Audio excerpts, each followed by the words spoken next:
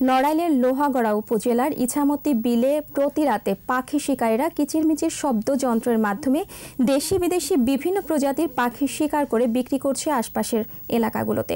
বিষয়টি জানতে পেরে বৃহস্পতিবার রাতে অভিযান চালিয়ে পাখি শিকারের জাল, শব্দযন্ত্র, শিকারীদের আবাসস্থল সহ বিভিন্ন উপকরণ ধ্বংস করে দেয় ডিবি পুলিশ। তবে শিকারীরা পালিয়ে যায়। স্থানীয়রা জানান, প্রতি রাতে ৩০ থেকে ৪০টি পাখি শিকারীদের জালে আটকা পড়ে।